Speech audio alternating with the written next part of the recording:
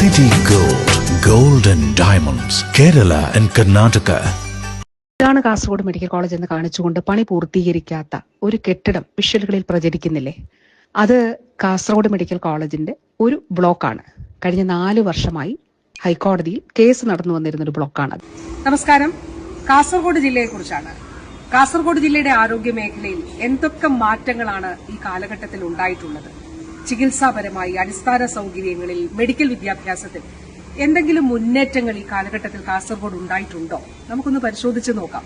കാസർഗോഡ് ജില്ലയെ സംബന്ധിച്ച് തെറ്റിദ്ധരിപ്പിക്കുന്ന ചില പ്രചരണങ്ങൾ ചിലർ ബോധപൂർവ്വം നടത്താൻ ശ്രമിക്കുന്നു എന്നുള്ളത് ശ്രദ്ധയിൽപ്പെട്ടതിനെ തുടർന്നാണ് നമ്മൾ ഇങ്ങനെ ഒരു പരിശോധന നടത്തുന്നത്.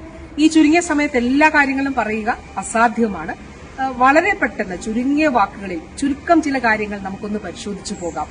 കാസർഗോഡ് ജില്ലയുടെ ചരിത്രത്തിൽ മെഡിക്കൽ വിദ്യാഭ്യാസ രംഗത്ത് ഏറ്റവും വലിയ നേട്ടമുണ്ടാക്കിയ ഒരു കാലഘട്ടമാണ് ഇത്. കാസർഗോഡ് സർക്കാർ മെഡിക്കൽ കോളേജ് എന്ന സ്വപ്നം യാഥാർത്ഥ്യമാക്കാൻ നമുക്ക് കഴിഞ്ഞു. 50 കുട്ടികളോടുകൂടി national medical commission medical college തുടങ്ങുന്നതിന് അനുമതി നൽകി. മെഡിക്കൽ കോളേജ് മാത്രമല്ല, ഒരു ഗവൺമെന്റ് നഴ്സിംഗ് കോളേജും ഈ കാലഘട്ടത്തിൽ കാസർഗോഡ് ജില്ലയ്ക്ക് അനുവദിക്കാൻ കഴിഞ്ഞു. നാഷണൽ മെഡിക്കൽ കമ്മീഷന്റെ നിർദ്ദേശപ്രകാരമുള്ള എല്ലാ മാനദണ്ഡങ്ങളും പൂർത്തിയാക്കി നടപടികൾ സ്വീകരിച്ചതിന്റെ അടിസ്ഥാനത്തിലാണ് കാസർഗോഡ് മെഡിക്കൽ കോളേജ് അനുവദിക്കപ്പെട്ടത്. ഇതാണ് കാസർഗോഡ് മെഡിക്കൽ കോളേജ് എന്ന് കാണിച്ചുകൊണ്ട് പണി പൂർത്തീകരിക്കാത്ത ഒരു കെട്ടിടം വിഷ്വലുകളിൽ പ്രചരിക്കുന്നില്ലേ?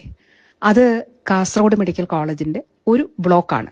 കഴിഞ്ഞ 4 വർഷമായി ഹൈക്കോടതിയിൽ കേസ് നടന്നു വന്നിരുന്ന ഒരു ബ്ലോക്കാണത്. ഈ കെട്ടിടത്തിന്റെ നിർമ്മാണം വ്യവഹാരങ്ങളാൽ തടസ്സപ്പെട്ടു എങ്കിലും ഇതേ സമയത്ത് തന്നെ സംസ്ഥാന സർക്കാർ ഫണ്ട് അനുവദിച്ചുകൊണ്ട് ഹോസ്റ്റലുകൾ, സ്റ്റാഫ് ക്വാർട്ടേഴ്സുകൾ എന്നിവ നിർമ്മിക്കുകയും പ്രവർത്തന സജ്ജമാക്കുകയും ചെയ്തു. UDFന്റെ കാലത്ത് ആരംഭിക്കാതിരിക്കുകയും കഴിഞ്ഞ സർക്കാരിന്റെ കാലത്ത് ആരംഭിച്ചെങ്കിലും കോവിഡ് മൂലം പൂർത്തീകരിക്കാതിരിക്കുകയും ചെയ്ത ആ കെട്ടിടത്തിന്റെ കരാറുകാരൻ ബഹുമാനപ്പെട്ട കേരള ഹൈക്കോടതിയെ സമീപിക്കുകയും ഒരു റിട്ട് പെറ്റീഷൻ സമർപ്പിക്കുകയും ചെയ്തു. 2022 മുതൽ ഹൈക്കോടതിയിൽ കേസ് നടന്നു വന്നു. അതിന്റെ നടപടികൾ സ്വീകരിച്ചു. വീണ്ടും കേസായി. അങ്ങനെ ഏറ്റവും അവസാനം 2025 ഈ കേസ് അവസാനിക്കുന്നത്. ഏതാനും മാസങ്ങൾക്ക് മുൻപ് ഹൈക്കോടതിയിലെ കേസ് പൂർത്തിയാകുന്നതുവരെ ഈ കെട്ടിടത്തിൽ പുതിയ നിർമ്മാണം സാധ്യമാകുമായിരുന്നില്ല. കേസ് പൂർത്തിയായ ഉടനെ തന്നെ നിർമ്മാണം ആരംഭിക്കുന്നതിന് വേണ്ടിയിട്ടുള്ള നടപടികൾ സ്വീകരിക്കുകയും ടെൻഡർ ക്ഷണിക്കുകയും ടെൻഡർ നടപടികൾ അതിന്റെ ഫൈനൽ ഘട്ടത്തിൽ എത്തുകയും ഈ പുതിയ കരാറുകാരനുമായി എഗ്രിമെന്റ് വെക്കുന്നതിന് വേണ്ടിയിട്ടുള്ള നടപടികളാണ് നടന്നു വരുന്നത്. ഇതിനുള്ള പണം 169 കോടി രൂപ കിഫ്ബിയിലൂടെയാണ് സംസ്ഥാന സർക്കാർ അനുവദിച്ചിട്ടുള്ളത്.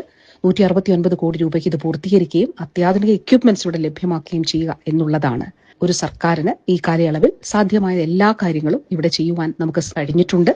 തുടർന്നും ഇത് പൂർത്തീകരിക്കുന്നതിന് വേണ്ടിയിട്ടുള്ള ശ്രമമാണ് നടത്തുന്നത്. വർഷങ്ങളായി കേസിൽ കുടുങ്ങി നിർമ്മാണം നിലച്ചുപോയ കെട്ടിടത്തിന്റെ നിർമ്മാണം പൂർത്തീകരിക്കാൻ നമുക്ക് കഴിയും.